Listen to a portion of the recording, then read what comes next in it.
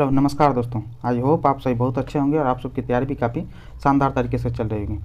आज हम लाए हुए हैं आपके लिए बीएसएससी सीजीएल पीटी एग्जाम्स का set number practice set number 19 है। कितना है?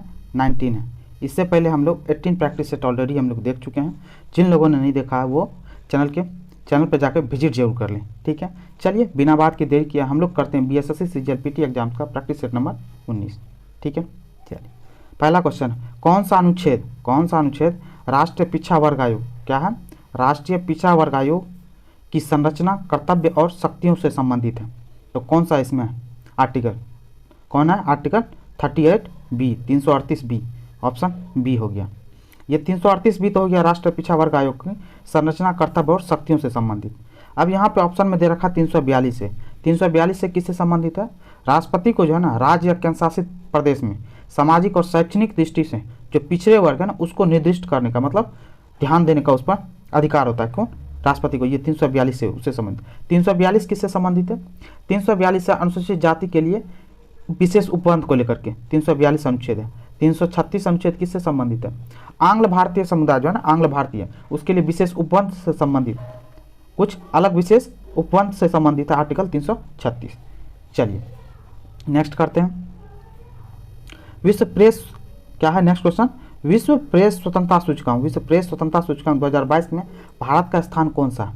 तो भारत का कौन सा स्थान है 2022 में? भारत का स्थान है 150वां। बहुत खराब रैंक आई है, लेकिन भारत का रैंक क्या? 150वां। ठीक है, अब विश्व प्रेस स्वतंत्रता सूचकांक को जारी कौन करता है? याद रखिए, क्वेश्चन पूछ देता है बहुत बार। विश्व प्रेस स्वतंत्रता सूचकांक को जारी कौन करता है? तो याद रखिएगा, रिपोर्ट्स विदाउट बॉर्डर्स। याद रखिएगा, रिपोर्ट्स विदाउट बॉर्डर्स जो है ना विश्व प्रेस स्वतंत्रता सूचकांक जारी करता है। ठीक है, चलिए अब है बिना विभागीय जांच के सिविल सेवक की बर्खास्तगी को किस अनुच्छेद के अंतर के तहत की जा सकती है, मतलब उसको पद से कैसे हटाया जा सकता है? तो किस अनुच्छेद में बताया गया? बिना विभागीय जांच के भी सिविल सेवक को उसके पद से हटाया जा सकता है, बर्खास्त किया जा सकता है। तो किस अनुच्छेद में? तो किस अनुच्छेद से? अनुच्छेद 311 2B के तहत, ऑप्शन बी। समझ के बात को, ये चीज। अब तो ये तो हो गई इस चीज का। अनुच्छेद 310(1)(a), अनुच्छेद 310(1)(a) किससे संबंधित है? ये राष्ट्रपति को प्रयास पर्यंत, मतलब राष्ट्रपति को यह अधिकार है कि किसको प्रयास, राष्ट्रपति को जब तक हो किसी को सरकारी सेवा में, जो कहने का मतलब सिविल सेवक है, उसको राष्ट्रपति की इच्छा अनुसार राष्ट्रपति जब तक चाहे उसको वो उस पद पर रख सकता है। समझ गए बात को। अब क्या है 312A, अनुच्छेद 312A किससे संबंधित है? अनुच्छेद 312 क्या है? अखिल भारतीय सेवाओं से संबंधित है। तो समझ के बात को, ये हो गया आंसर। चलिए निम्नलिखित को मिलान करना, मिलान क्या करना है देखते हैं। अम्बुबाची, यहाँ पे कौन सा त्यौहार है? अम्बुबाची। अम्बुबाची किससे संबंध है, किस स्टेट से? तो अम्बुबाची असम में मनाया जाने वाला एक फेस्टिवल है। ठीक है, पूरम, पूरम कहाँ पे मनाया जाता है? तो केरला में। कहाँ पे? केरल में। त्योंग गजोम दिवस, त्वोम गजोम दिवस कहाँ मनाया जाता है? तो कौन सा ऑप्शन बचा हुआ है? तो मणिपुर में। ठीक है, इस चीज़ के तो आंसर कौन सा हो गया? BCA। तो BCA कौन सा है? तो ऑप्शन बी हो गया। चलिए नेक्स्ट क्वेश्चन, भारतीय संविधान के अनुच्छेद के अंतर्गत, भारतीय अनुच्छेद के अनुच्छेद के किसके अंतर्गत सर्वोच्च न्यायालय में इंटरनेट की पहुंच को मौलिक अधिकार घोषित किया गया? तो किस में किया गया, किस अनुच्छेद के तहत? तो अनुच्छेद 19, अनुच्छेद 19 के तहत। ठीक है, स्वतंत्रता का अधिकार है तो इसी के अधिकार से, समझे, तो इंटरनेट की पहुंच को मौलिक अधिकार को सम्मिलित किया गया। ठीक है, अनुच्छेद 17 क्या बोलता है? आर्टिकल 17 क्या बोलता है? अस्पृश्यता का अंत, मतलब छुआछूत के अंत को लेकर के आर्टिकल 17 है। आर्टिकल 14 किससे संबंधित है? आर्टिकल 14 किससे? विधि के समक्ष समानता, मतलब कानून के समक्ष में सभी नज़र में सभी समान है। आर्टिकल 21 किससे संबंधित है? प्राण एवं दैहिक स्वतंत्रता, बोले प्राण और दैहिक स्वतंत्रता 21 आर्टिकल संबंधित है। माधवपुर मेला, माधवपुर मेला कहाँ पे आयोजित किया जाता है? माधवपुर मेला कहाँ पर आयोजित होता है? तो गुजरात में किया जाता है। ठीक है, और ये माधवपुर मेला में किस भगवान की पूजा की जाती है? याद रखिएगा, माधवपुर मेला में, ये माधवपुर मेला जो है कृष्ण भगवान और रुक्मिणी का पूजा किया जाता है, फेस्टिवल होता है कृष्ण और रुक्मिणी का। चलिए मौसम परियोजना किसकी पहल है? तो मौसम परियोजना किसकी पहल है? तो मौसम परियोजना संस्कृति मंत्रालय, किसका? संस्कृति मंत्रालय का पहल। और ये याद रखिएगा, संस्कृति मंत्रालय स्टार्ट किया था मौसम परियोजना कब स्टार्ट हुआ है? 2014 से। ठीक है, कब? 2014 से। चलिए लिटिल असेंबली सृजित की गई है, लिटिल असेंबली सृजित गई है कहाँ पे की गई है? तो कहाँ पे की गई? महासभा द्वारा। कहाँ पे? महासभा। ये यूएनओ की बात कर रहा है, ठीक है, तो याद रखिएगा। लिटिल असेंबली को और क्या बोला जाता है? इसको विश्व का लघु संसद बोलते हैं। किसको? लिटिल असेंबली को। ठीक है, इस चीज़ का ऑप्शन में एक है सुरक्षा परिषद। सुरक्षा परिषद क्या होता है यूएनओ में? ये दुनिया का पुलिसमैन बोला जाता है। ठीक है, सुरक्षा परिषद को। ठीक है, इस चीज़ को याद रखिए। और दूसरा, जब यूएनओ की बात आ गई तो यूएनओ की स्थापना कब हुई थी? 24 अक्टूबर 1945, 24 अक्टूबर 1945 को। ठीक है, इन चीज़ को याद रखें। चलिए नेक्स्ट क्वेश्चन, बाबा गुरगुर। क्या है क्वेश्चन? बाबा गुरगुर क्षेत्र किसके उत्पादन के लिए व्याख्यात है? तो बाबा गुरगुर किस चीज़ के लिए व्याख्यात है?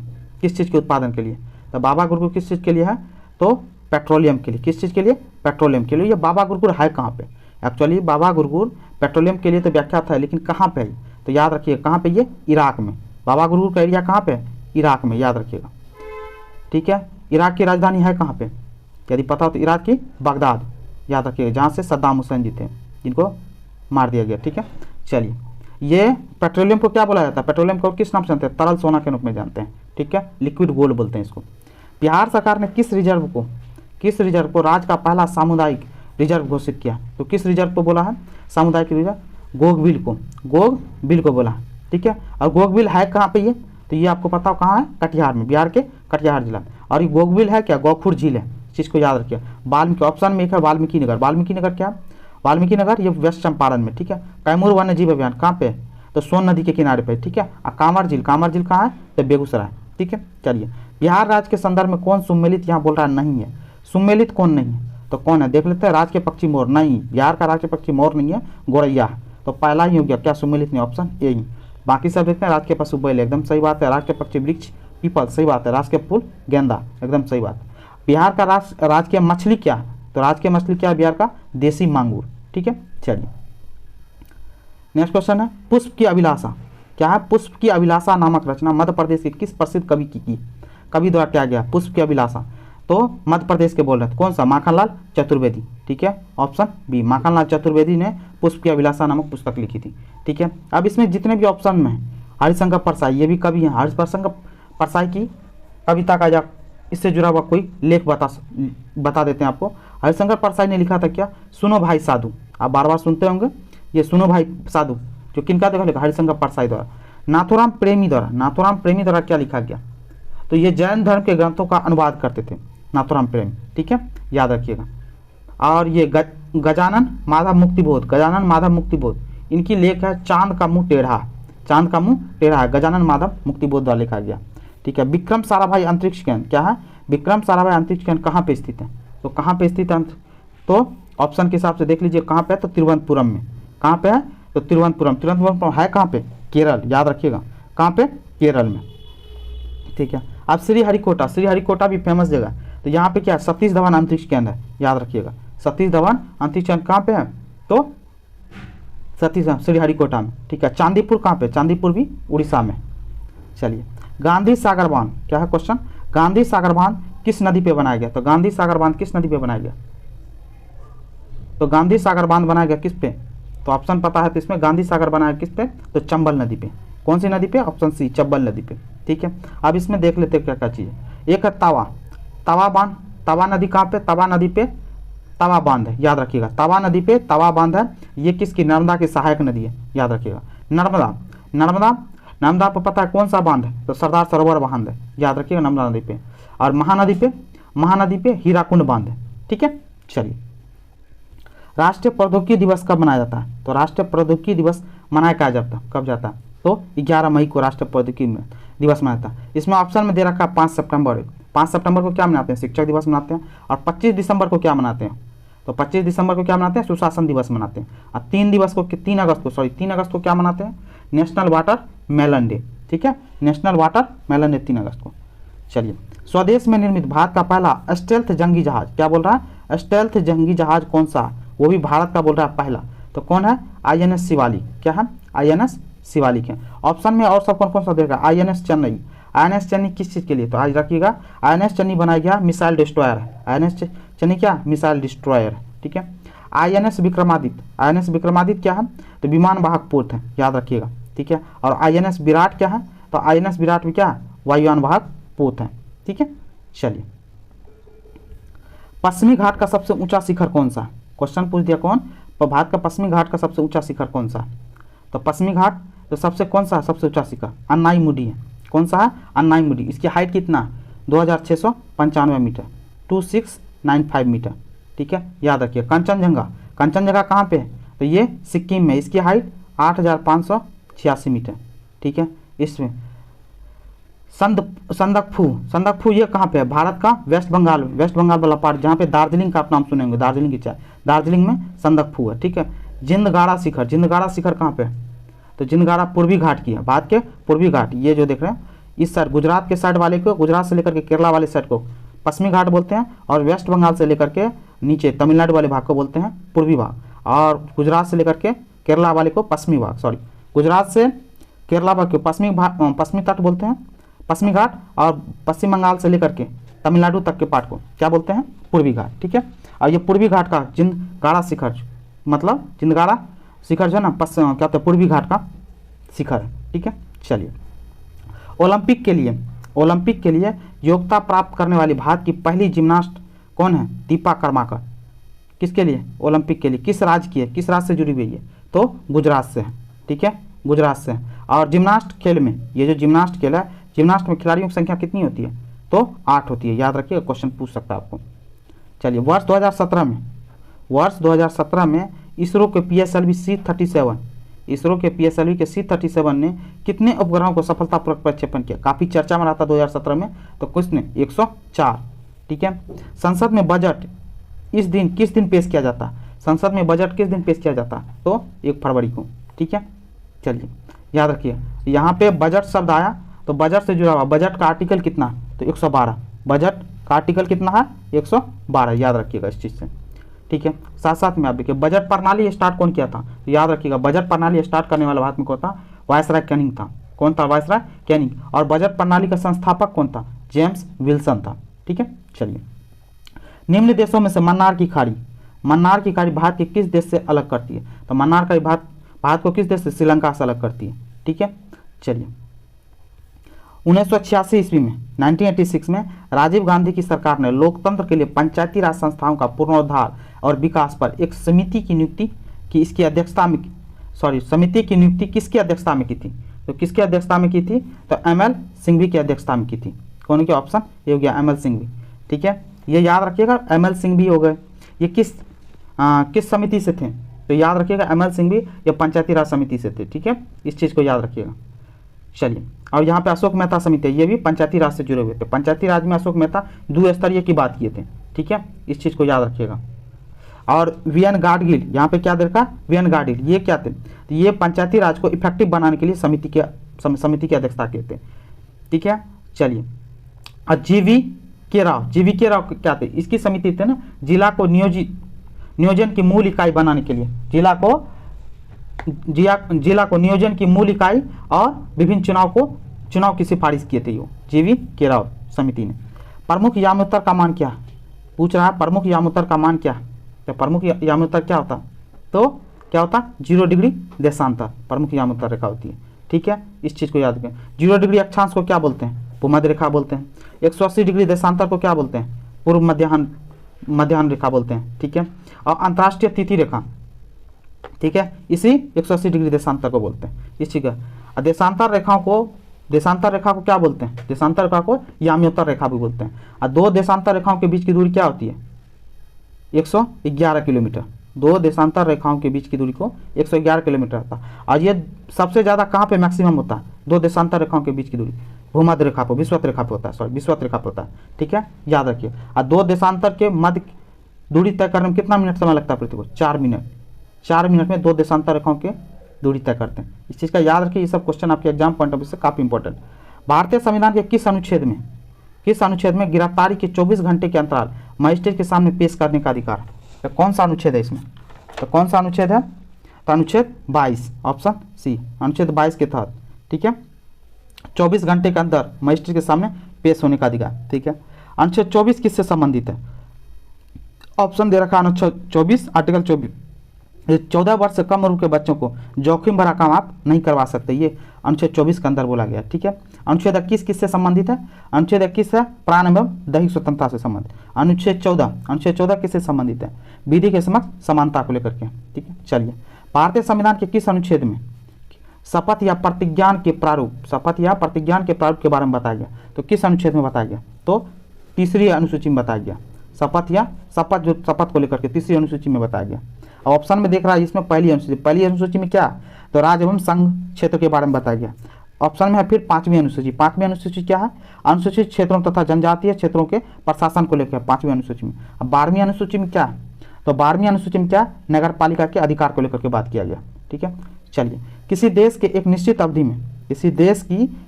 अवधि में होने वाली सभी आर्थिक लेन देन के अभिलेख को क्या कहते हैं? तो क्या कहते हैं इसमें? तो भुगतान संतुलन बोलते हैं उसको। क्या बोलते हैं? भुगतान संतुलन। IDA क्या है? IDA का संक्षिप्त रूप क्या है? तो IDA का संक्षिप्त रूप क्या है? International development association. Option B हो गया। अब ये IDA एस्टेब्लिश कब हुआ था? इंटरनेशनल डेवलपमेंट एसोसिएशन की स्थापना कब हुई थी? तो याद रखिएगा 1960 ईस्वी में इसकी स्थापना हुई थी। ठीक है, 24 सितंबर 1960। इसको क्या बोलते हैं? इंटरनेशनल डेवलपमेंट एसोसिएशन को इसको बोलते हैं ऋण देने वाली खिड़की। क्या देते हैं? ऋण देने वाली खिड़की। ठीक है, चलिए अगस्त 2006 के बाद प्लूटो ग्रह को क्या कहा जाने लगा? आपको पता कौन सा? बौना ग्रह बोलते हैं। ऑप्शन बी बोलते हैं। ठीक है, चलिए भारत ने ISSF क्या है? ISSF विश्व चैंपियनशिप 2022 में किस देश को हराकर कांस्य पदक जीता? तो किस देश को? तो जर्मनी को हराकर भारत ने कांस्य पदक जीता। भारतीय और रूसी नौसेनाओं के बीच क्या है? भारत और रूसी नौसेनाओं के बीच निम्न में से कौन सा एक समुद्री अभ्यास है? क्या बोल रहा है? समुद्री अभ्यास भारत और रूसी नौसेनाओं के बीच में। तो कौन सा है? तो कौन सा है? इंद्र। क्या है? कौन सा? भारत और रूसी नौसेनाओं के बीच समुद्री अभ्यास कौन सा? इंद्र अभ्यास था। ठीक है, चलिए अब साथ साथ में देखिए ऑप्शन में देख रहा है हैंड इन हैंड किस देश के साथ हम लोग की, मतलब भारत के किस देश के साथ सैन्य अभ्यास होता है? भारत और चीन के साथ हैंड इन हैंड। ठीक है, सूर्य किरण अभ्यास किसके साथ? भारत और नेपाल के साथ होता है। चलिए नेक्स्ट क्वेश्चन, प्रति व्यक्ति आय क्या है? प्रति व्यक्ति आय क्या होता है? औसत आय, एवरेज आय हम लोग जिसको बोलते हैं, एवरेज इनकम। निम्नलिखित का मिलान कीजिए। तो मिलान कीजिए, यहाँ पे दीवानी दे रखा है। दीवानी किससे मैच करता है? तो दीवानी किसने? दीवानी होता है क्या? तो दीवानी होता है भू राजस्व को लेकर के। भू राजस्व एकत्र करने का अधिकार जिसको होता है उसको दीवानी बोलते हैं। ठीक है, ये खास करके आपको पता होगा मुगलिया डायनेस्टी में ये चीज़ आपको देखने को मिलता होगा। फौजदारी अदालत किस चीज़ के? आपराधिक न्यायालय को लेकर के। फौजदारी अदालत आपराधिक। और जजिया तीर्थयात्री कर, आपको पता होगा बहुत सारे कर जजिया कर लगाता था, कोई हटाता था। जैसे अकबर ने हटाया, औरंगजेब ने जजिया कर लगा दिया था। तो कौन सा आंसर हो गया इसमें? Option A 2, 3, 1। चलिए अकबर के शासन में राजस्व व्यवस्था को क्या कहा जाता था? अकबर के शासन में राजस्व व्यवस्था को कहा क्या जाता था? तो क्या कहा जाता था? तो अकबर के शासनकाल में जब्त बोला जाता था। ठीक है, मनसब क्या बोला था? ये सैन्य व्यवस्था था। मनसब क्या था? सैन्य व्यवस्था था। चलिए कौन सी अक्षांश रेखा एशिया से होकर गुजरती है? एशिया से होकर गुजरने वाली कौन सी अक्षांश रेखा? तो केवल कर्क रेखा जो है ना एशिया से होकर गुजरती है। ठीक है, याद रखिएगा कर्क रेखा। ठीक है, कर्क रेखा अक्षांश एशिया से कौन कौन सा? अब देखिए कर्क रेखा कहाँ कहाँ से गुजरता है? एशिया में भी जाता है, अफ्रीका में भी जाता है, नॉर्थ अमेरिका में भी जाता है। ठीक है, इस चीज़ को याद रखिए, एशिया, अफ्रीका और नॉर्थ अमेरिका। और इस कर्क रेखा को 2 बार कट करती है भारत की कौन सी? माही रिवर। याद रखिएगा, क्वेश्चन पूछ लेता है भारत की कौन सी नदी है जो कर्क रेखा को 2 बार काटती है? तो कौन सी नदी? तो माही नदी। ठीक है, माही रिवर। चलिए दक्षिण अयनांत के समय दक्षिणी गोलार्ध में कौन सी ऋतु होती है? तो कौन सी ऋतु होती है? ग्रीष्म ऋतु होती है। चलिए प्रधानमंत्री सुरक्षा बीमा योजना के धारक कितनी राशि में का दुर्घटना बीमा रक्षण प्राप्त करते हैं? तो बोले तो प्रधानमंत्री सुरक्षा बीमा योजना के तहत दुर्घटना बीमा राशि कितना मिलती है? तो कितना मिलती है? तो 2 लाख तक का मिलता है। ठीक है, चलिए निम्न में से किस शहर में जयपुर के महाराजा कौन थे? सवाई जय सिंह द्वितीय ने जंतर मंतर का निर्माण, यहाँ बोल रहा है नहीं किया था, जंतर मंतर का निर्माण नहीं किया था। तो सबसे पहली बात तो महाराजा सवाई जय सिंह द्वितीय जो है ना टोटल 5 जंतर मंतर का निर्माण करवाए थे। ठीक है, तो कौन कौन सा? तो जयपुर में करवाए थे। ठीक है, जयपुर में, मथुरा में, नई दिल्ली में। जयपुर, मथुरा, नई दिल्ली, उज्जैन और बनारस में। कहाँ? उज्जैन कहाँ पे? क्षिप्रा नदी के तट पे मध्य प्रदेश में। और दूसरा बनारस में। उज्जैन, बनारस, जयपुर, मथुरा और नई दिल्ली, ये 5 जगह बनवाए थे। तो कौन सा ऑप्शन इसमें नहीं है? तो बी, ऑप्शन बी, अजमेर में नहीं बनवाए थे। ठीक है, इन चीज़ों को याद रखिएगा। चलिए, दूती चंद, क्या है क्वेश्चन? दूती चंद निम्नलिखित में से किससे जुड़े हुए हैं? तो दूती चंद कितना 100 मीटर की दौड़ दौड़ते हैं, तो 100 मीटर से जुड़े, ऑप्शन ए। और दूती चंद कहाँ से बिलोंग करते हैं, किस स्टेट से, पूछ लेता है कभी, उड़ीसा से। ठीक है, चलिए, किस फिल्म ने 68वें राष्ट्रीय पुरस्कारों में सर्वश्रेष्ठ फीचर फिल्म का पुरस्कार जीता है? तो कौन सा फिल्म? सुराराई पोट्रू को मिला। ठीक है, इसके मेन एक्टर कौन है, लीड एक्टर में? तो आपको ही पता है, सूर्या। ठीक है, सूर्या है साउथ के एक्टर। ठीक है, चलिए, भारतीय संविधान में कितने मौलिक कर्तव्य दिए गए? भारत में मौलिक कर्तव्य, संविधान में मौलिक कर्तव्य कितने दिया गया? 11, ऑप्शन बी। गोदावरी, क्या है? गोदावरी बेसिन का सबसे बड़ा जलग्रहण क्षेत्र निम्नलिखित में से किस राज्य में? तो किस राज्य में गोदावरी नदी का? तो गोदावरी बेसिन का सबसे ज़्यादा जलग्रहण क्षेत्र कहाँ पे है? महाराष्ट्र में, ऑप्शन बी। अब सबसे पहले गोदावरी नदी बेसिन के बारे में जान, तो ये कहाँ पे? महाराष्ट्र के नासिक से निकलती है, महाराष्ट्र के नासिक से निकलती है गोदावरी बेसिन। ठीक है, और ये प्रायद्वीपीय भारत की सबसे बड़ी नदी है, कौन? गोदावरी नदी। प्रायद्वीपीय भारत बोले तो भारत का नीचे साउथ वाला पार्ट में सबसे बड़ी नदी है, कौन? गोदावरी नदी। ठीक है, चलिए, फूड फॉर ऑल, क्या है? फूड फॉर ऑल नामक पुस्तक के लेखक या लेखिका कौन है? फूड फॉर ऑल के पुस्तक के लेखिका कौन है? उमा लीले। कौन है? उमा लीले। चलिए, अब पंचवर्षीय योजना से जुड़ा हुआ देखिए, सूची मिलान करना पंचवर्षीय योजना से जुड़ा। तो पंचवर्षीय योजना देख लेते हैं। पाँचवीं पंचवर्षीय योजना कब से कब तक थी? तो सबसे पहली बात तो पाँचवीं पंचवर्षीय योजना ऑप्शन ए का ऊपर में 1974 में स्टार्ट हुआ था। ठीक है, द्वितीय पंचवर्षीय योजना 1956 ईस्वी में, एकदम सही है। और 8वीं पंचवर्षीय योजना 1992 ईस्वी में, और 7वीं पंचवर्षीय 1950 ईस्वी में। पहली पंचवर्षीय योजना याद रखिए, उसके हिसाब से हर 5-5 साल पे जोड़ते रहिए। 1951 में पहली पंचवर्षीय योजना स्टार्ट हुई, 1956 तक चली थी। ठीक है, इस चीज़ को याद रखिएगा। पंचवर्षीय योजना से जुड़ा हुआ क्वेश्चन हम ऑलरेडी अपलोड कर चुके हैं, जिन लोगों ने नहीं देखा एक बार जाके चैनल पे विजिट जरूर कर लें। तो इसका आंसर कौन सा हो गया? Option B, 1, 2, 4, 3। चलिए, निम्न में से कौन सा संगठन भारत में इलेक्ट्रॉनिक वोटिंग मशीन, कौन क्या है? इलेक्ट्रॉनिक वोटिंग मशीन का निर्माण करता है? तो कौन सी कंपनी करती है? तो कौन सा संगठन करता है? यह कंपनी भारत इलेक्ट्रॉनिक लिमिटेड करती है। ईवीएम शब्द आया यहाँ पे, इलेक्ट्रॉनिक वोटिंग मशीन। सबसे पहला कौन सा स्टेट था जहाँ सबसे पहले पूर्ण रूप से इलेक्ट्रिक वोटिंग मशीन से इलेक्शन हुआ था? कौन सा? तो गोवा राज्य, गोवा। पता है, गोवा पुर्तगालियों से कब आज़ाद हुआ था? 1961 में। हमारा देश 1947 में आज़ाद हुआ था, लेकिन गोवा 1961 ईस्वी में पुर्तगालियों से आज़ाद हुआ था। ठीक है, और याद रखिए गोवा में कब हुआ था इलेक्ट्रॉनिक वोटिंग मशीन पूरा रूप से? 1999 ईस्वी में। ठीक है, चलिए, राज्यसभा में सदस्य बनने के लिए किसी की व्यक्ति की कम से कम आयु कितनी होनी चाहिए? राज्यसभा बोल रहा है, राज्यसभा के सदस्य बनने के लिए, राज्यसभा सदस्य बनने के लिए कम से कम 30 साल होना चाहिए। ठीक है, इस चीज़ को याद। और यहाँ 25 वर्ष ऑप्शन में दिख रहा है। आप जो विधायक और सांसद देखते हो ना, वो 25 वर्ष की उम्र में आप इलेक्शन में खड़े हो सकते हो। ठीक है, यहाँ 21 वर्ष ऑप्शन में देखा। पंचायती राज में, पंचायत में जो आप इलेक्शन में खड़े हो तो मुखिया, पंचायत समिति, सभी सबके लिए आपको कितना 21 वर्ष होना चाहिए उम्र। ठीक है, या 35 साल गवर्नर और राष्ट्रपति। चलिए, सोन नदी इसमें से है। सोन नदी क्या है? तो सोन नदी क्या है? तो गंगा बेसिन का पार्ट है। सोन नदी किसका? गंगा नदी का बेसिन का पार्ट। सोन नदी निकलती कहाँ से? अमरकंटक से। अमरकंटक कहाँ है? मध्य प्रदेश में। ठीक है, याद रखिए। चलिए, हरित ऊर्जा कॉरिडोर, क्या पूछ रहा है? हरित ऊर्जा कॉरिडोर चरण द्वितीय की योजना को किसने अपनी मंजूरी दी है? तो किसने मंजूरी दिया? तो भारत सरकार ने दी है। हरित ऊर्जा कॉरिडोर दूसरा सेकंड फेज का भारत सरकार ने मंजूरी दे दी है।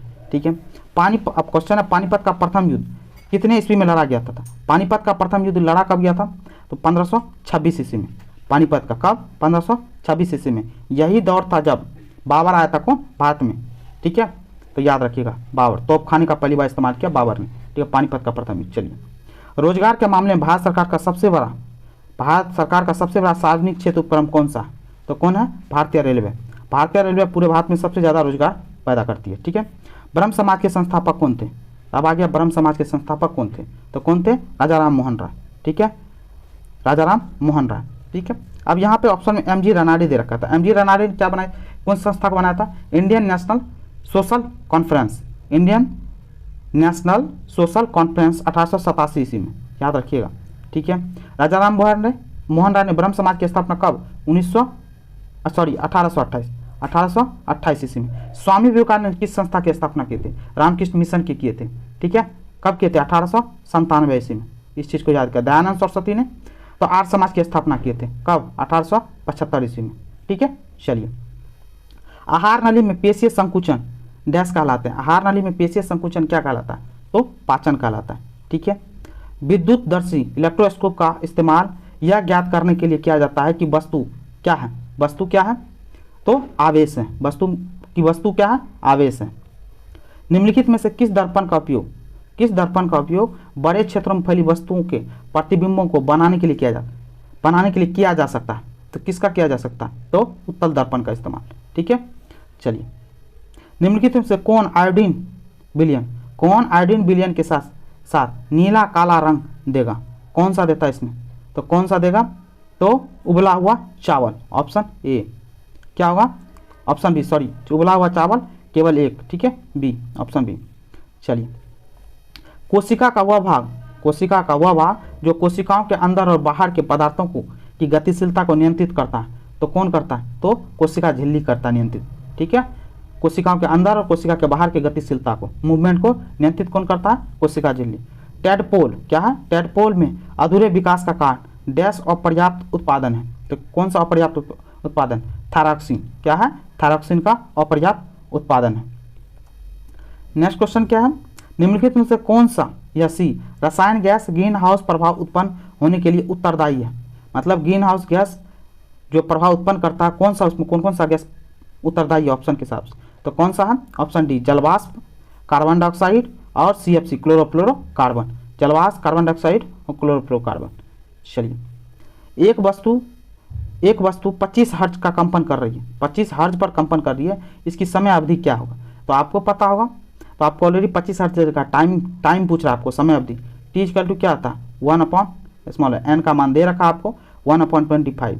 तो इस हिसाब से देख लो आप कौन सा होगा, ऑप्शन ए 0.04। घंटियाँ धातु की बनी होती है क्योंकि वो प्रकृति में क्या होती है? घंटियाँ ध्वनिक होती है, तभी तो आवाज़ सुनते हैं आप लोग। ठीक है, चलिए। निम्नलिखित रेशों में से प्रयोग टेरिकॉट क्या है? टेरिकॉट बनाने के लिए क्या किया जाता है? टेरिकॉट बनाने के लिए क्या किया जाता है? तो टेरिलीन एवं कपास का इस्तेमाल किया जाता है। किसका? टेरिलीन और कपास का इस्तेमाल किया जाता है। अब एक आता है इसमें पॉलीकोट, याद रखिएगा, पॉलीकोट। ये भी क्वेश्चन पूछ लेगा, जहाँ पर जैसे टेरिकॉट पूछ चुका है वहाँ पॉलीकोट पूछ लेगा। पॉलीकोट किसका कॉम्बिनेशन से बनता है? तो पॉलीकोट बनता है किससे? तो पॉलिस्टर और कपास से, याद रखिएगा, पॉलिस्टर प्लस कपास से बनता है किस? पॉलीकोट। ठीक है, और रेयॉन को क्या बोलते हैं? कृत्रिम रेशा बोलते हैं। चलिए। निम्नलिखित में से कौन सा एक सुस्वर ध्वनि क्या है? कौन सा एक सुस्वर ध्वनि म्यूजिकल साउंड का लक्षण नहीं है? तो कौन म्यूजिकल साउंड का लक्षण नहीं है? तो तरंगधैर्य जो है ना, म्यूजिकल साउंड का लक्षण नहीं है। निम्नलिखित में से किस बीमारी को 3D की बीमारी के नाम से भी जाना जाता है? इसमें डिमेंशिया, डायरिया और डर्मेडाइटिस शामिल है। तो कौन सा बीमारी है इसमें? तो कौन सा? पेलाग्रा जो है ना, इसमें 3D बीमारी के नाम से, कहने का मतलब 3 बीमारी एक साथ हो जाती है इसमें, डिमेंशिया, डायरिया और डर्मेडाइटिस। चलिए। चमगादड़ प्रावर्तित डैश को प्राप्त करके अपने रास्तों में आने वाली बाधाओं का पता लगाते हैं। तो चमगादड़, अब इसको आपको श्रवण शक्ति को लेकर के बोल रहा है। तो चमगादड़ कितना प्रासर्विक तरंगों को छोड़ता है? ठीक है, इससे कितना? तो 20 किलो हर्ज। ठीक है, 20,000 हर्ज से ज़्यादा की ध्वनि को छोड़ करके वो अपनी रास्ताओं का पता लगाता है। ठीक है, अब सर्वोत्कृष्ट इंफ्रासोनिक तरंग कौन सा होता है? जो 20 हर्ज से कम होती है। ठीक है, और मनुष्य को सुनने की क्षमता 20 हर्ज से लेकर के 20,000 हर्ज के बीच में होती है। ठीक है, इस चीज़ को याद रखिएगा। चलिए। यदि वस्तु विराम पर है तो स्थिति समय ग्राफ का ढलान कैसा होगा? तो स्थिति विराम पर है तो स्थिति समय ग्राफ क्या हो जाएगा? 0 होगा, ऑप्शन ए। चलिए। निम्नलिखित में से कौन सा मानव शरीर का एक साइनोवियल जोड़ नहीं है? साइनोवियल जोड़ मनुष्य का कौन सा नहीं है? तो कौन सा नहीं है? हिंज जोड़ साइनोवियल जोड़ नहीं है। दर्पण और लेंस द्वारा, क्या बोल रहा है? दर्पण और लेंस द्वारा बने प्रतिबिंब की तुलना में पूर्ण आंतरिक परावर्तन द्वारा बने प्रतिबिंब अधिक उज्ज्वल होते हैं। क्यों होते हैं? कि ये सदैव वास्तविक होते हैं। कौन? जो पूर्ण आंतरिक परावर्तन द्वारा प्रतिबिंब होता है वो सदैव क्या होते हैं? वास्तविक होते हैं। चलिए। प्रोटीन निम्न से बना होता है। प्रोटीन किससे बना होता है? तो प्रोटीन बना होता किससे? अमीनो अम्ल से बना होता, ऑप्शन बी। चलिए, आयनिक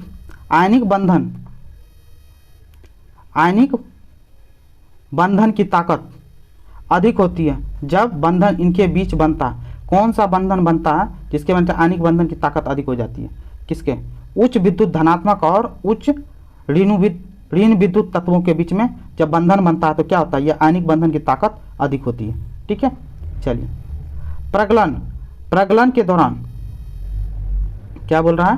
प्रगलन के दौरान एक अतिरिक्त पदार्थ डाला जाता है जो संगलनीय संघित का निर्माण करने के लिए धातु की अशुद्धियों के साथ अभिक्रिया करता हुआ पदार्थ, धातु की अशुद्धियों के साथ क्या होता है? अभिक्रिया करता है। क्या होता है? फ्लक्स होता है। क्या होता है? वह पदार्थ क्या है? फ्लक्स है। एक तत्व M में इलेक्ट्रॉनों की संख्या 17 है, न्यूट्रॉनों की संख्या 18 है। निम्नलिखित में से कौन तत्व का सही प्रतिनिधित्व है? जब आपको पता है इलेक्ट्रॉन 17 है तो प्रोटॉन भी क्या होगा? 17 होगा। ये चीज़ तो आपको पता होनी चाहिए।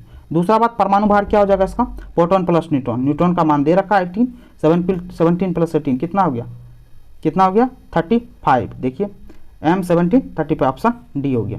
चलिए, निम्नलिखित में से कौन सा खनिज दरारों एवं परतों से प्राप्त होता है? दरार और परत से क्या प्राप्त होता है? तो क्या होता है? तांबा प्राप्त होता है। ठीक है, चलिए, निम्न में से किस ग्रीन हाउस गैस को क्योटो प्रोटोकॉल क्या है? क्योटो प्रोटोकॉल के अंतर्गत शामिल नहीं किया गया? तो क्योटो प्रोटोकॉल के अंदर किसको शामिल है? ओजोन परत को। ठीक है, बाकी सब कार्बन डाइऑक्साइड, मीथेन और नाइट्रस ऑक्साइड को क्योटो प्रोटोकॉल के अंतर्गत क्या ग्रीन हाउस गैस माना गया। चलिए, निम्नलिखित में से कौन सा कोलाइड का गुण नहीं है? कोलाइड का गुण कौन सा नहीं है? तो क्या है? कोलाइड इससे गुजरने वाली प्रकाश पुंज को प्रकीर्णित नहीं कर सकता। तो ऑप्शन बी हो गया। कौन सा गुण नहीं है? तो ये नहीं है, कर सकता है। ठीक है, लेकिन यहाँ दे रखा है नहीं कर सकता। अब निम्नलिखित में से किसे ट्री फ्रॉग के नाम से जाना जाता है? तो किसको जाना जाता है ट्री फ्रॉग के नाम से? तो हाइला को। किसको? हाइला को ट्री फ्रॉग के नाम से जाना जाता है। निम्नलिखित में से कौन सा विकल्प सुमेलित नहीं है? क्या बोल रहा है? सुमेलित नहीं है। तो कौन सा नहीं है? तो देख लीजिए, पेनिसिलिन की खोज अलेक्जेंडर फ्लेमिंग ने किया था, एकदम सही बात है। इलेक्ट्रिक बल्ब की खोज थॉमस अल्वा एडिसन, एकदम सही बात। चेचक का टीका एडवर्ड जेनर ने, एकदम सही बात। टेलीफोन का खोज यहाँ पर दे रखा है जॉन लेगी बियर्ड, जो कि ये नहीं किए थे। तो क्या हो गया ऑप्शन? ऑप्शन डी हो गया। सुमेलित कौन सा नहीं है? टेलीफोन का जॉन लेगी बियर्ड नहीं किया था, जबकि टेलीफोन का खोज किया कौन था? ग्राहम बेल ने किया था। ठीक है, तो ये हो गए आपके टोटल के total 75 question, practice set number 19। I hope ये आपको पसंद आया होगा। पसंद आएगा तो प्लीज़ करके लाइक करें, कमेंट करें, शेयर करें और चैनल को सब्सक्राइब जरूर करें। Thank you so much.